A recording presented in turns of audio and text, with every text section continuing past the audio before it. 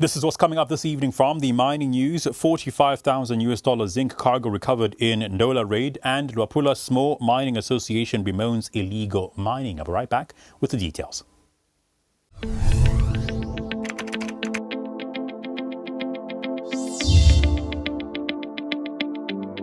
With my journey at Trident, I started as an operator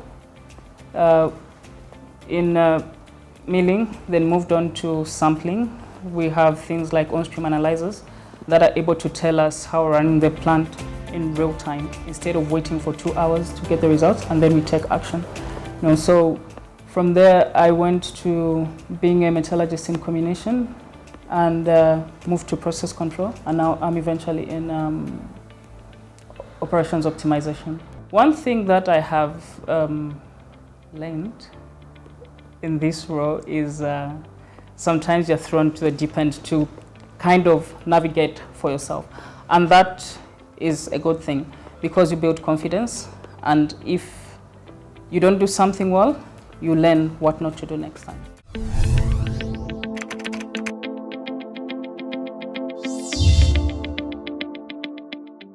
Now, police in Ndola have foiled an attempt theft of zinc oxide valued at over $45,000, leading to the arrest of 7 suspects.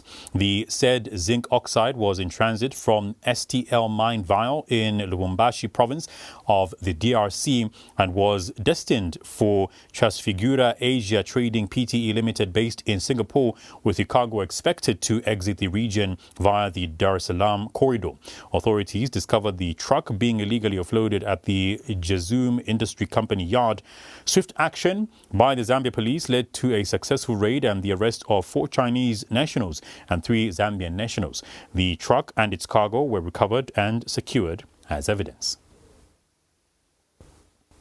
The Zambia Police Service wishes to inform the public about the theft attempt which has been foiled by Zambia Police Service involving $521,000 and 32 cents. The said zinc was in transit from STL mine in Lubumbashi, Democratic Republic of Congo, via Dar es Salaam to Transfigura Asian Trading Pte Limited based in Singapore. The alert was triggered when the truck in question was noticed from the GPS monitoring system that it had diverted from its original route, being into the premises of Jazum Industry Company, raising immediate suspicion. The police promptly moved in and conducted a raid at the said location where we are here today in Ndola. And after the raid, we managed to apprehend 4 Chinese nationals and 4 Zambian nationals. In more mining news, Luapula Small Scale Mining Association has raised concern on the rise in illegal mining activities in the region. The Association Secretary General Nathan Ngandwe has advised illegal miners to take the right channel by acquiring licenses for government to realize the necessary revenue for the country to benefit. He has equally indicated that complaints of demands for the social corporate responsibility aspect in most chiefdoms, even from investors with prospecting licenses, is scaring away potential investors to venture into mining.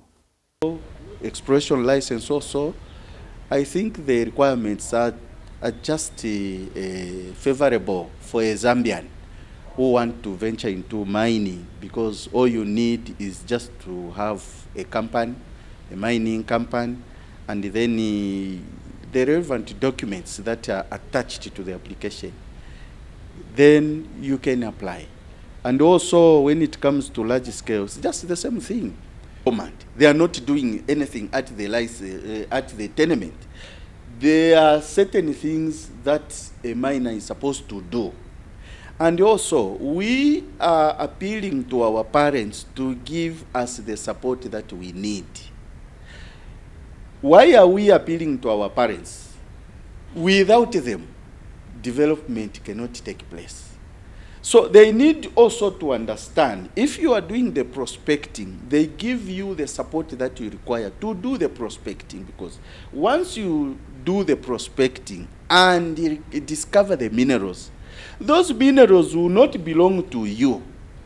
First of all, it's the government. They are for the government. Then they are for the chiefdom. Then they are for everybody. And then the community where those minerals are discovered, you benefit because there will be a lot of activities. Well, that's our mining news there, but let's conclude with what's happening with the commodity prices. Those are mineral commodity prices after this.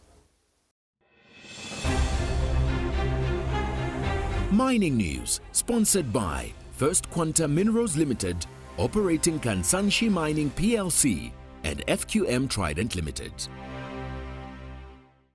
Now, from the mineral commodity prices, we do have two minerals closing off in a positive and four closing off in a negative. We start off with the two at top that closed off in a positive there. Aluminium closing off with a closing price of $2,598.50 US, a positive closing price there. Copper as well, with a closing price of $9,934 US. Zinc closed off in a negative with a closing price of $2,714, and nickel closed off in a negative as well with a closing price of $15,206 US. Lead closed off in a negative closing price of $2,038 US, and tin as well closed off with a negative closing price of $33,661 US. Those are the mineral commodity prices. Overall, that's our mining news. We take a break. We have more coming up. Mining news sponsored by First Quanta Minerals Limited, operating Kansanshi Mining PLC and FQM Trident Limited.